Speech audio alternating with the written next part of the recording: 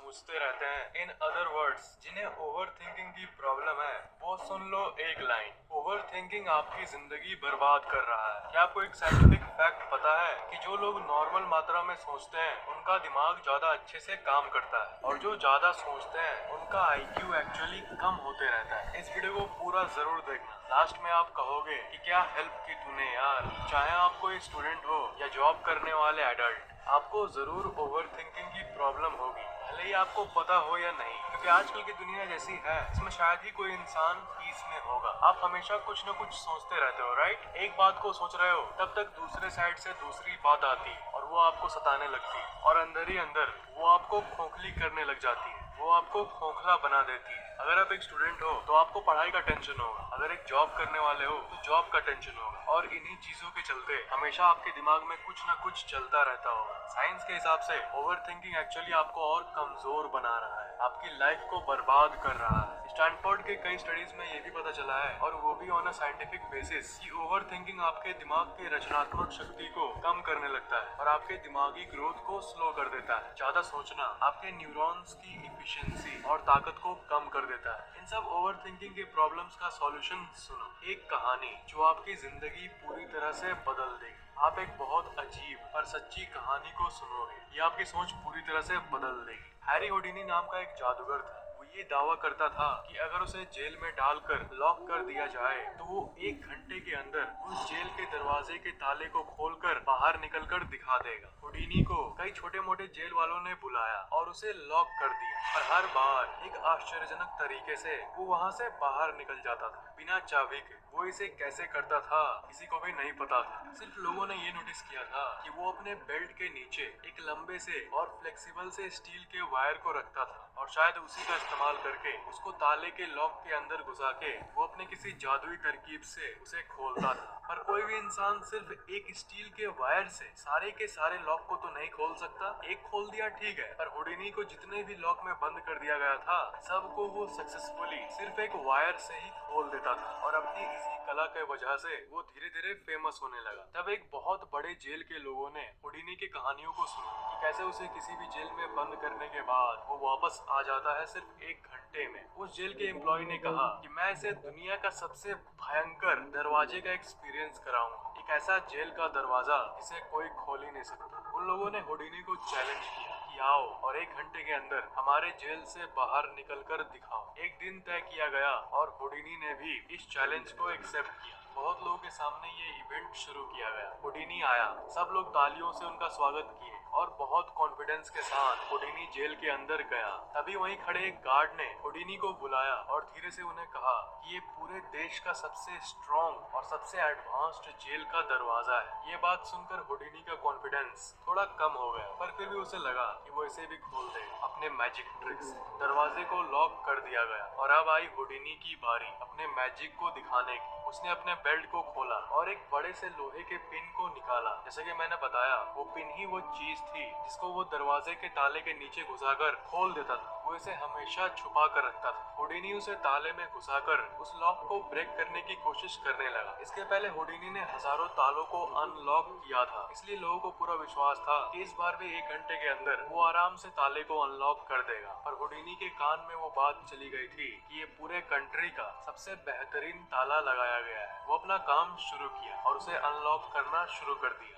30 minute बाद होडिनी के चेहरे पर जो कॉन्फिडेंस था जिसको लेकर वो इस जेल के अंदर गया था, वो गायब होने लगा, फेड आउट होने लगा। 1 घंटे बाद वो पसीने से लथपथ था, पर फिर भी वो ताले को अभी तक नहीं खोल पाया। 2 घंटे हो गए, फिर भी अभी तक वो उस लॉक को नहीं खोल पाया। 2.5 घंटे आते आते उसने गिव अप कर दिया, और गुस्से में अपने हाथ से उसने जोर से जेल के उस डोर पर मारा। उसने ये देखा कि वो जेल का दरवाजा कभी लॉक था ही नहीं। अब खुले हुए ताले को कोई कैसे अनलॉक कर सकता है? इसलिए वो ताले के अंदर के मैकेनिज्म में कंफ्यूज हो गया था। पर दूसरी तरफ उसे उस गार्ड ने बोला भी था कि वो इस कंट्री का सबसे बेस्ट लॉक है, और इसी के चलते वो एक ऐसी चीज में फंस गया था जो सच है ही नहीं, जो एग्जिस्ट करता ही नहीं। वो दरवाजा कभी लॉक था ही नहीं। सच में ये दुनिया का सबसे बेस्ट लॉक था।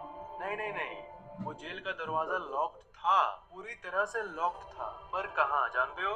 होडिनी के दिमाग में। इस कंपटीशन के पहले होडिनी को वो गार्ड बोला था कि कंट्री के सबसे बेस्ट ताले को लगाया गया है, और ये बात होडिनी के दिमाग में बैठ गई थी और वो इसी को लेकर ओवर थिंकिंग कर रहा था। एक ऐसी चीज को लेकर ओवर थिंकिंग जो है ही नहीं, जो एग्जिस्ट ही नहीं करता। साइंटिफिक रिसर्चर्स के अनुसार एक इंसान को एक दिन में 70,000 अलग अलग थॉट्स आते हैं, और उसमें से 95% कोई काम के नहीं होते। आप भी अपने जिंदगी में ओवर थिंकिंग वैसे ही चीजों के बारे में करते हो जो एक्चुअली में आपके लिए प्रॉब्लम है ही नहीं, और होडिनी की ही तरह आप अपने गोल्स पे फोकस नहीं कर पाते, और उस गार्ड की तरह आपको कोई भी आकर कुछ भी बोलकर चला जाता है और आप ओवर थिंकिंग करके अपनी लाइफ को बर्बाद करते रहते हो। आपके जिंदगी में क्या है जो आपको लगता है कि आप नहीं कर सकते? कितने दरवाजे आपको बंद दिखते हैं, जरा बताओ तो सुन लो। बंद दरवाजे असल में बंद नहीं है, वो आपके दिमाग में बंद है। लाइफ में आपके साथ कितनी बार ऐसा हुआ होगा इसमें सॉल्यूशन एकदम सिंपल होगा, पर आप ओवर थिंकिंग कर करके आसान चीज को भी मुश्किल बना देते हो, जैसे होडिनी के साथ हुआ था। अगर वो स्टार्ट करने के पहले ही देख लेता कि गेट तो एक्चुअली में लॉक्ड है ही नहीं, तो शायद उसकी बेइज्जती नहीं होती उस दिन, और इसी के चलते उसे एक ऐसे ताले को फेस करना पड़ा जो उसके दिमाग में था। एक अफ्रीकन प्रोवर्ब है जो ये कहता है कि जब आपके अंदर कोई दुश्मन नहीं रहता तो बाहर वाला दुश्मन आपका बाल भी बांका नहीं कर सकेगा। जो दुश्मन है, जो शंकाएं हैं, सब आपके अंदर है। अंदर के डाउट को हटाओगे और कॉन्फिडेंस जगाओगे तो बाहर के दुनिया वाले आपका खाक कुछ बिगाड़ पाएंगे। दिमाग आपके लिए इतना हेल्पफुल है, पर साथ ही साथ जितना आपका ये दोस्त रहेगा जिंदगी भर, उतना ही उसका दूसरा साइड आपसे झूठ बोलेगा कि तुम ये नहीं कर पाओगे, तुम इसके लायक नहीं बने हो, तुम ये काम कभी नहीं कर पाओगे, ब्ला ब्ला ब्ला ब्ला। पर क्या करना है? अपने अंदर यकीन रखना है और ज्यादा सोचना नहीं है, ज्यादा सोचना नहीं है, और अपने काम को करते रहना है। क्योंकि होडिनी ने हमें ये दिखाया कि जो भी ताले लगे हुए हैं वो आपके दिमाग में ही है। असल में इस दुनिया में कोई ताले नहीं है, आप कुछ भी कर सकते हो। और अगर आपको लग रहा है कि आप एक काम कर सकते हो और दूसरे को नहीं कर सकते हो, तो ये झूठी फैक्ट, ये बैरियर बस आपके दिमाग के अंदर एक कोड है, think less live better, think less live मोर। आपको इसी को फॉलो करना चाहिए। अगर आप एक अच्छी लाइफ को एंजॉय करना चाहते हो, तब मैं वीडियोस में आपको कहता हूँ ना कि डे ड्रीमिंग करो, तब आपके दिमाग की इंटेलिजेंस और बढ़ेगी। हाँ सोचो, पर अच्छी चीजें सोचो। दिन भर में वो चीजें सोचो जो आपके जिंदगी में एक पॉजिटिव इफेक्ट डाले। अच्छी चीजें कभी ओवर थिंकिंग नहीं बन सकती। पॉजिटिव थिंकिंग आपके ओवर थिंकिंग को खत्म कर देगा। पहली बात की पॉजिटिव सोचने को ओवर थिंकिंग नहीं कहा जा सकता। पॉजिटिव थिंकिंग की ओवर थिंकिंग करो, यानी सकारात्मक सोच को हद से ज्यादा सोचो। इससे आपकी सर दर्द करने के उल्टा आपको और एनर्जी मिलेगा। जो लोग सकारात्मक सोचते हैं उनके चारों ओर एक पॉजिटिव ऑरा होता है। इस ऑरा के बारे में मैं अलग से एक वीडियो जरूर बनाऊंगा। एक इंसान जिसे आप जानते भी नहीं हो, फिर भी वो आपको डैशिंग और अट्रैक्टिव लगता है, वो इसलिए क्योंकि उसके चारों ओर एक पॉजिटिव ऑरा होता है। आपने ये देखा होगा कि ज्यादा सोचना आपके लिए प्रॉब्लम तब बनता है जब गलत ख्याल और नेगेटिव विचार आपके दिमाग में आते हैं, वरना पॉजिटिव जितना है उतना अच्छा है, उतना आपका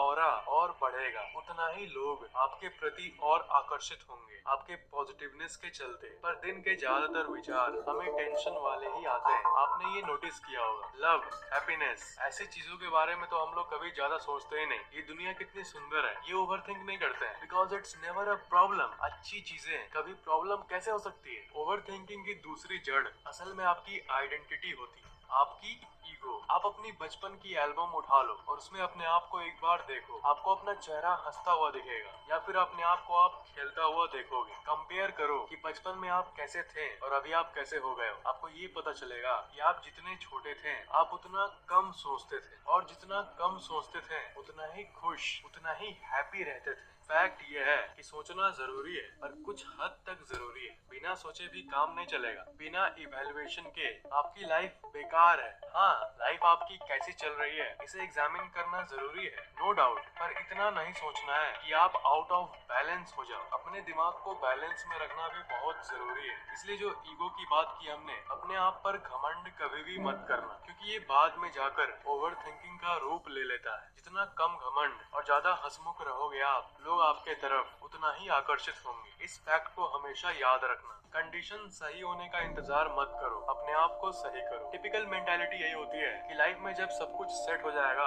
अच्छी नौकरी मिल जाएगी,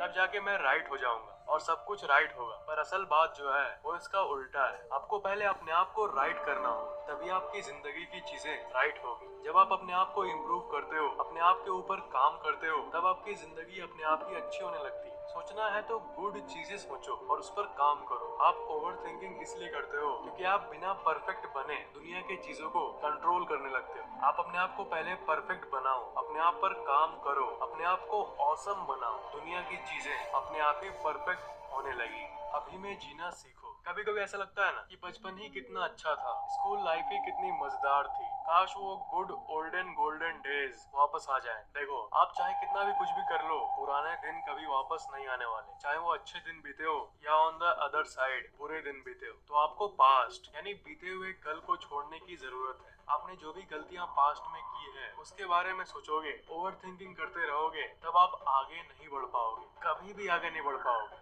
ये लिख के रख लो। अगर पास्ट में आपने कोई बड़ी गलती की है तो उसे एक्सेप्ट करो और मन में कहो कि अब मैं बदल चुका हूँ। Things change man, people change, focus on one thing. शायद मैं इसके बारे में आपको पहले भी बता चुका हूँ, पर आपकी लाइफ में सबसे ज्यादा प्रॉब्लम तब होती है जब आप हजार चीजों को एक साथ मैनेज करना शुरू कर देते हो। लाइफ में जो भी तय करना है एक करो, एक चीज में स्पेशलाइज हो जाओ और पूरी एनर्जी उसी में दे दो। ये नहीं कि 2 दिन ये किए और 2 दिन वो। इससे सब चीजें मेस्ड अप हो जाती है और सब चीजों की टेंशन में आप ओवर थिंकिंग करने लग जाते हो और फिर यही ओवर थिंकिंग बढ़ते जाती है। आपको ये वीडियो कैसा